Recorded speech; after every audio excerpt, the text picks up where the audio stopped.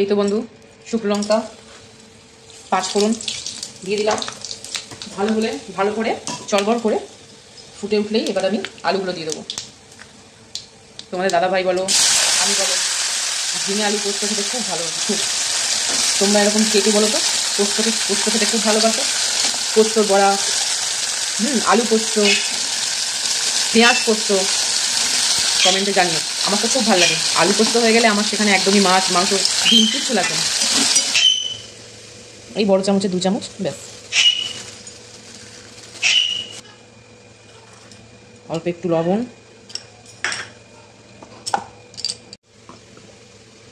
এই যে বন্ধু পোস্ত বাটা কমপ্লিট। চলো এবার ঝিঙেটা দেওয়ার পালা।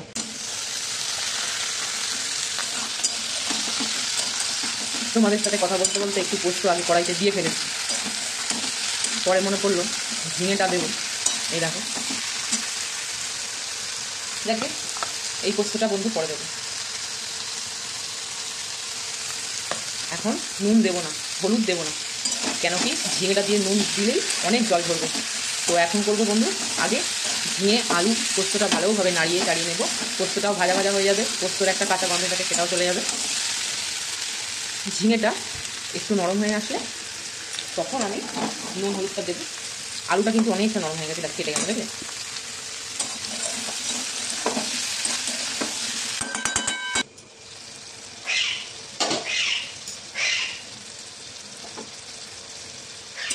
দেখো বন্ধু এই পর্যায়ে এসে আলু ঝিঙে দুটোই কিন্তু গলে নরম হয়ে গেছে।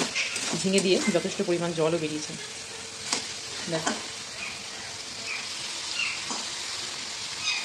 আলুগুলো একদম গলে গেছে, ঝিঙেও তাই। এবার আমি লবণটা হলুদটা দিয়ে দেবো। যেহেতু পোস্ত বাটার মধ্যে লবণ দিয়েছিলাম সেই জন্য পোস্ত বাটার মধ্যে যতটা লবণ দিয়েছিলাম আন্দাজ বুঝে এখন লবণটা একটু কম দেবো। বেশি হয়ে গেলে রুটি দিয়ে খাওয়া যাবে না।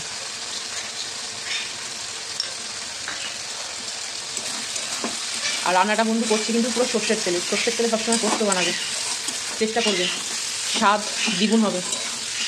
রিফাইন অয়েলে তো সব রকম রান্না হয়, অসুবিধা নেই, কিন্তু সর্ষের তেলে সবসময় পোস্তটা করে নেওয়ার চেষ্টা করবে। এই পর্যায়ে এসে বন্ধু এবার আমি পোস্ত বাটাটা ঢেলে দেবো।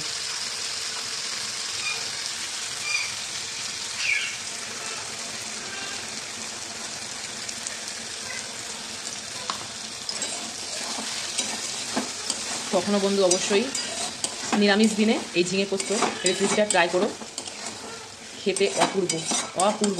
এক কথায় গরম গরম ভাত, কাঁচা লঙ্কা, ঘি আর এই পোস্ত থাকলে কথা দিচ্ছি আর কিচ্ছু লাগবে না। পোস্তর বাটিটা ধুয়ে এবার একটু জলটা দিয়ে দেবো।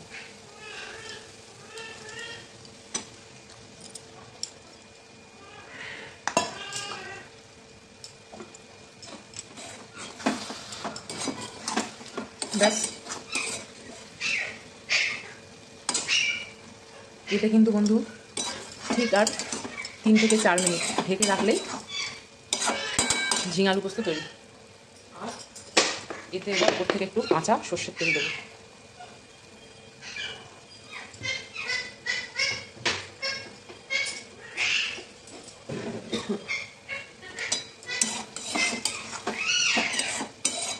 চলো বন্ধু এটাকে এখন ঢাকা দিয়ে দিই, ততক্ষণ পোস্তটা সমস্ত সবজিগুলোর মধ্যে মিশে যায়।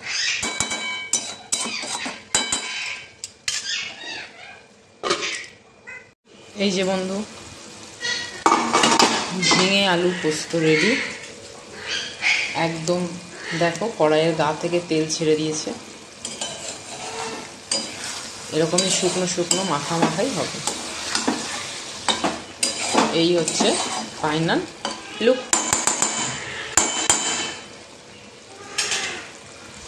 কমেন্ট করে জানিও বন্ধু কেমন হয়েছে, অবশ্যই বলো কেমন। গ্যাসটা এখন অফ করে দেবো, দিয়ে ঢাকা দিয়ে দেবো গরম ভাপে।